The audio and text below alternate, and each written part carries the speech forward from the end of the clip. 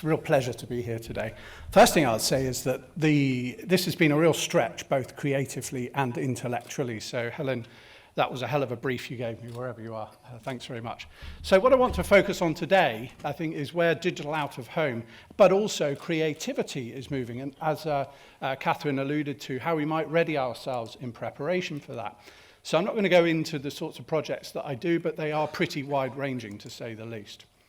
So today what I want to do is to look at a number of technologies. First of all is to look at the growth of holographic screens, where we've come from, where we're heading to. A little bit about perhaps the rise of orbital advertising, if this is something that any of you have come across. Then thirdly, to explore what Glenn talked about earlier, the rise of neural interfaces, how they are changing. And then finally, to explore how we as creatives might future ready ourselves going forward. So let's start on Earth first, and I think we need to go back a little bit in history before we can understand the future of holograms. So anybody worked with live holograms? Live holograms for events? Okay, so if you have, you've probably seen something like Pepper's Ghost. And this goes all the way back to 1862, and it's still how, for the most part, it's largely done. It involves taking a projector, projecting an image off of a piece of angled glass or a mirror, and then firing it up through another piece of angled glass, and with some very clever lighting techniques, the audience is sitting behind, and it creates this illusion of, in this case, Pepper's Ghost. But I think what's changing now is we're seeing from San Francisco, Lightfield Lab, the new startup there, they're really innovating some interesting screens. So this was their early prototype back in 2018, received lots of wonderful acclaim from journalists in very optimal conditions, I might add. And then by about 2020, they want to introduce 45 centimeter by 45 centimeter panels, and we'll see whether they get to mass manufacture by then. But I think that for digital out of home, where it gets really interesting is their ambition to start stitching these panels together. Okay, so then we can actually have much larger screen formats, and we can have much larger holograms poking out of them. So where I think it gets really interesting, we're quite used to haptics in our mobile phones. So pretty much all of your mobile phones probably have a vibrational motor that translates electrical energy into, in this case, vibrational energy. And I think what's really interesting is when we start to expand the senses. Okay, so what about ultrasonic actuators? Now, there's an expression most of you probably haven't come across, but these are very common in synthetic biology, using sound in order to push molecules around to create, in some cases, the building blocks of life. And I think that we can employ this in a very interesting way as well. Through the use of these ultrasonic actuators, I think we can introduce a sense of touch into our holographic screens. So what kind of opportunities does that have for everyone creatively? So what does this all mean in the context of the smart city? Well, I put together a theoretical scenario where we've got Joe below. He's on his way home from work, and he's tempted by one of your marvelous pieces of creative, in this case, the McBug burger. Okay, so we're seeing factory farm meat is in decline. Perhaps we're going to see the rise of insect protein patties and synthetic meat and so on and so forth.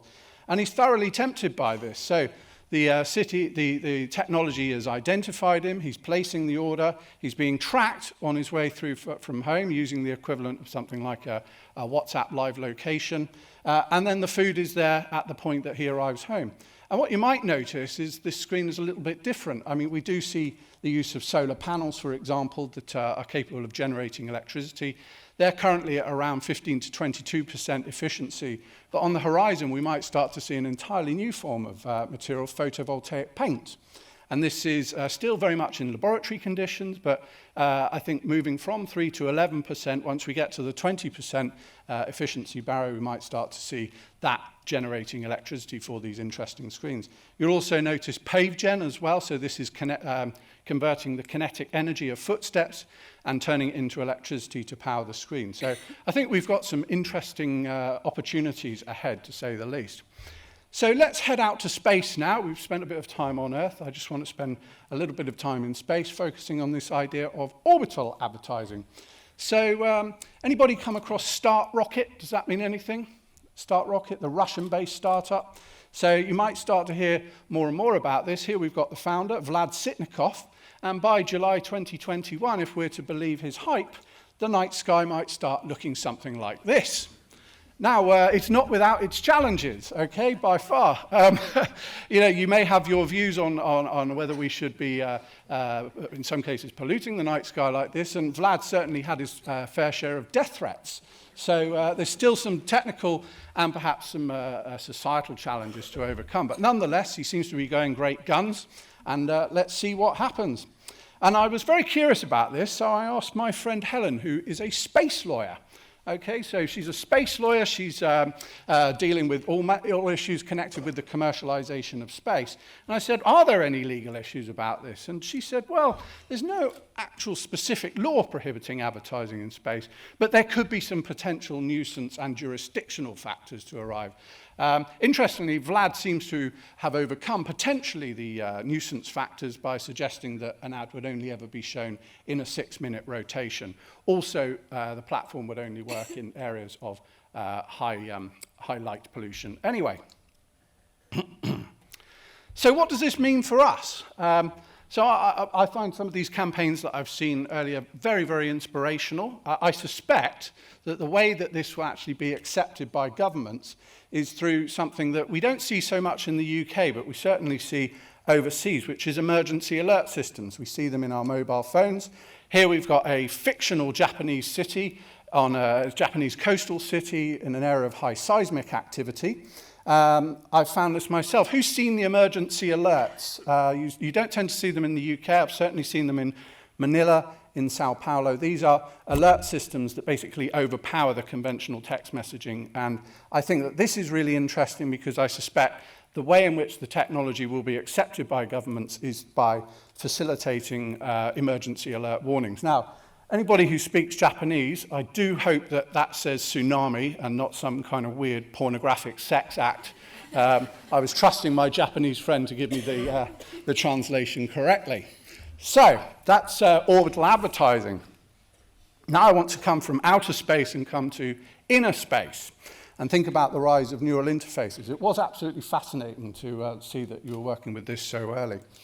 Neural interfaces. So I think in order to understand neural interfaces, we need to go back in order to go forward. So let's look at the history of how we've interacted with machines. So we started in 1981 when MS-DOS, Microsoft licensed MS-DOS to IBM for the personal computer. That introduced typing as the principal means by which we interacted with machines. Going to 1984 when Apple stole the graphics user interface from Xerox PARC, which we're so familiar with in the form of Windows, and they put it into their Macintosh computer.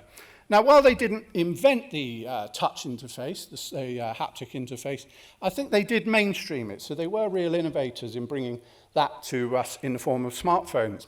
And then by about 2016, we saw the rise of spatial computing. So have we got smart speakers in our home, or remember Pokemon Go as a form of augmented reality, or even Beat Saber in the virtual reality scene?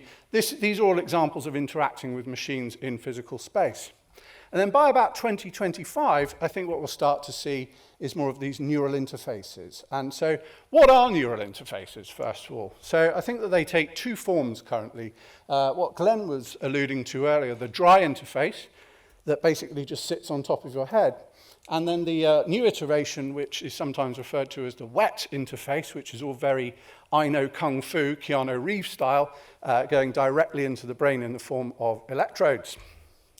So, thinking about where we've come from, you mentioned the electroencephalograph somebody did earlier. I can't remember your name, whoever said that. But Joseph Berger, 1935, he invented the electroencephalograph, the means by which we can read brain waves. And maybe some of you saw the Neuralink announcement by Elon Musk in July this year. So Elon Musk believes that, in order for us to really survive as humans, we need to work alongside the machines in a much more sophisticated way. So Neuralink is about giving us write capacity, or giving the machines write capacity to our minds. So it's not without its issues. And what I've done is I've put together a short 52-second video, which I think will give you some insight into where I think neural interfaces will take us.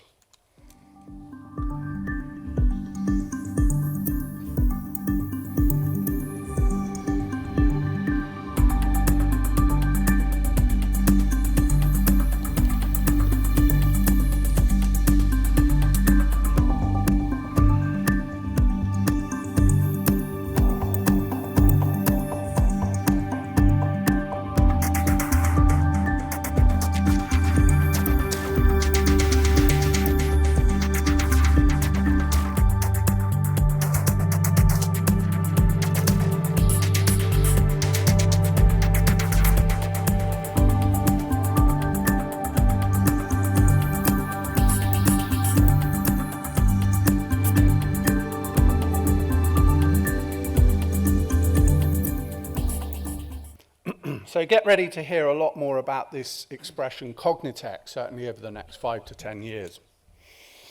Excuse me. I wasn't expecting that, I promise you, it wasn't rehearsed. So I know Ocean are very keen on neuroscience, so I was keen to look into this as well on their behalf. And I think what you're going to hear a lot more about is this idea of the P300 signal. Okay, so the P300 signal in neuroscience is commonly used to measure intent.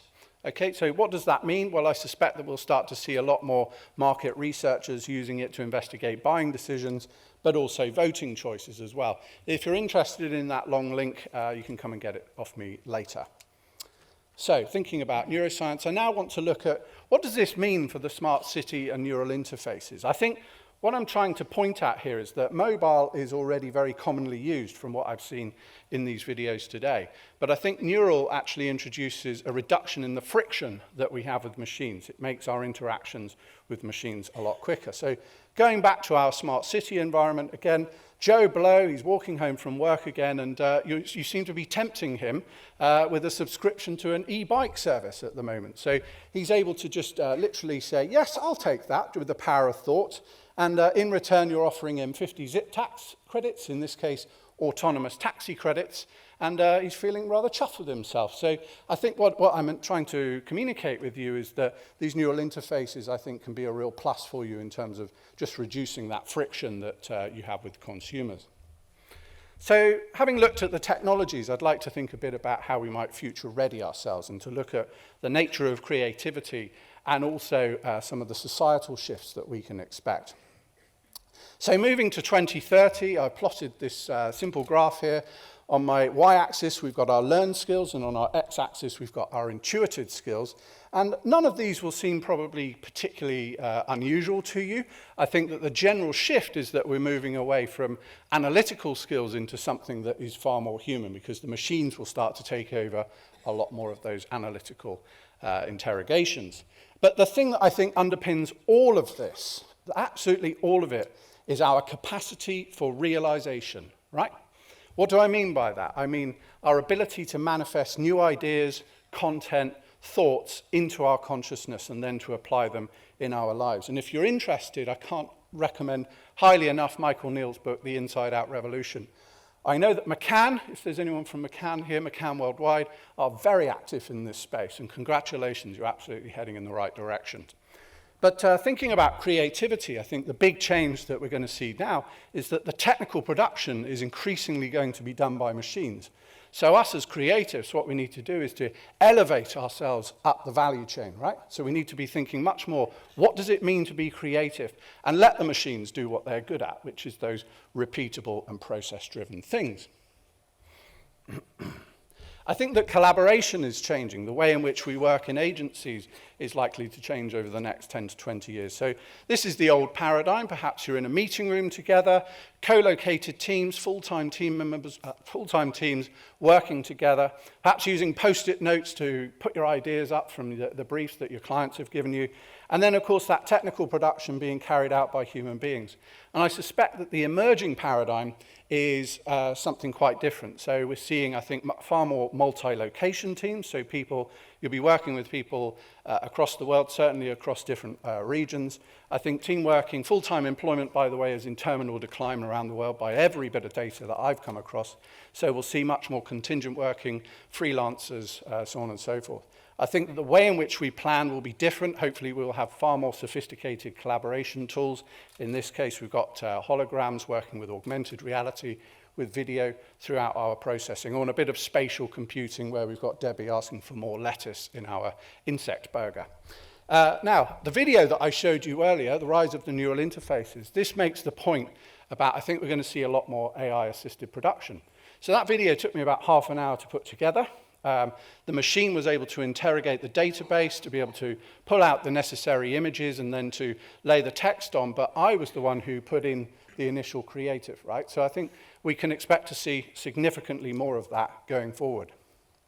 So thinking about the future of work, a few sort of general hints and tips. Where are we now? Don't ignore these automation technologies, but equally don't get so het up as some of my other futurist colleagues might have you believe. expect more sophisticated augmentation. And also, let's focus on the things that the machines find difficult, right? So what are they really good at? Well, they're good at doing systematic, repeatable tasks, process-driven tasks. So we need to go the other way, because the big takeaway that I would ask you to remember is Google will give you 1 billion answers, but it can't ask a question.